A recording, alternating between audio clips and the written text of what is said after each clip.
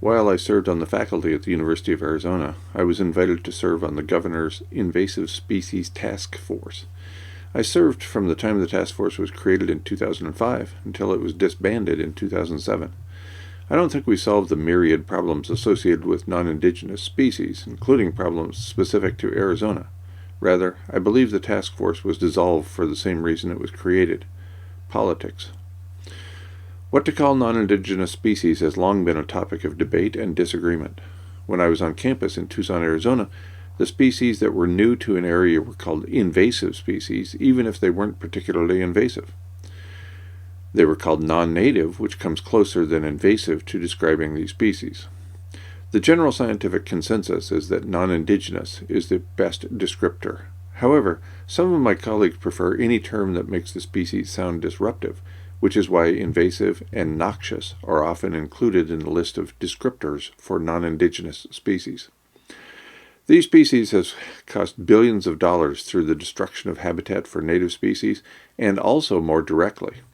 For example, non-Indigenous species such as zebra mussels clog water intake pipes and therefore must be removed. The process of removing zebra mussels is expensive. Zebra mussels are very small, and they are filter feeders that can accumulate pollutants in their tissues. As a result, they cannot be safely eaten. From the Cool Down on May 8, 2025, comes a story about the silver-cheeked toadfish, a species native to the Indo-Pacific. The article is headlined, "Scientists Issue Urgent Warning After Invasive Creature Reached Unexpected Coastline. Here's what they found." The subhead, quote, "This kind of early detection has helped slow the spread of invasive species like lionfish in other regions," end quote. The initial paragraph provides a good overview of the problem. Quote, "A strange and dangerous pufferfish species was recently spotted in Croatia's Bay of Medulin, as reported by Pensoft.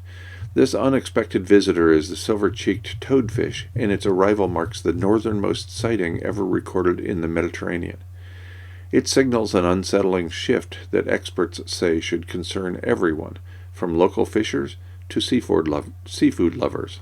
End quote. I'm not a local fisher in the Mediterranean region, but I consume plenty of seafood. The silver-cheeked toadfish entered the Mediterranean through the Suez Canal, a process scientists call Lessepian migration. The term Lessepian is derived from Ferdinand de Lesseps, who designed the Suez Canal and then led the team that built the Suez Canal, thus linking the Red Sea with the Mediterranean. The final 3 paragraphs in a subsection titled "What Happened?" provide a compelling summary of this rapidly developing situation.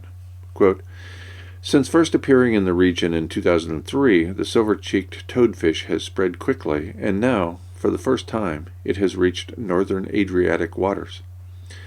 In May 2024, researchers recorded the species for the first time in the northern Adriatic Sea. The fish measured over 50 centimeters and carried tetrodotoxin, a deadly neurotoxin.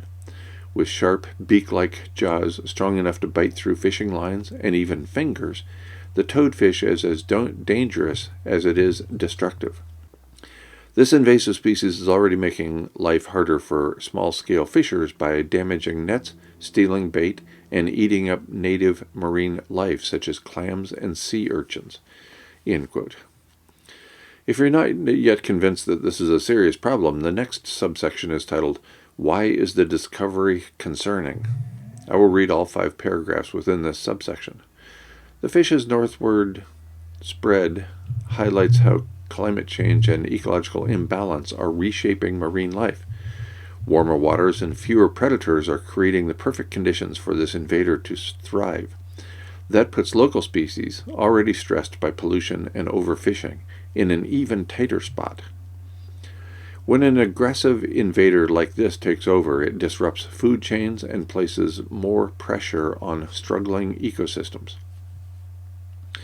Coastal communities that rely on fishing and tourism are especially vulnerable, facing reduced catches and increased gear damage.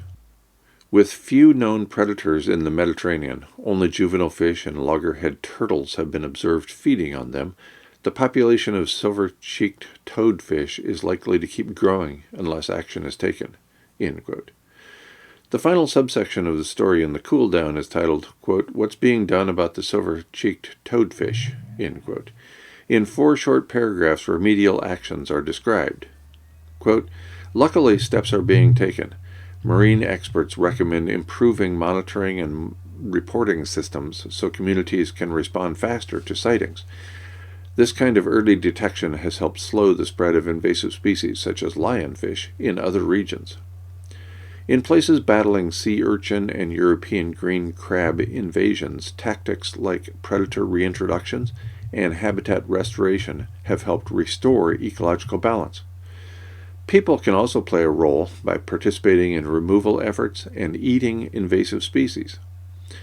The right tools and teamwork could turn this warning sign into a success story for the Mediterranean's future."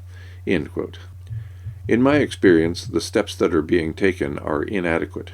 Monitoring the spread of non-indigenous species requires a lot of money. Documenting and battling invasions has proven difficult. Eating individuals of these rapidly spreading species is a fine idea for the species that are tasty and easily captured.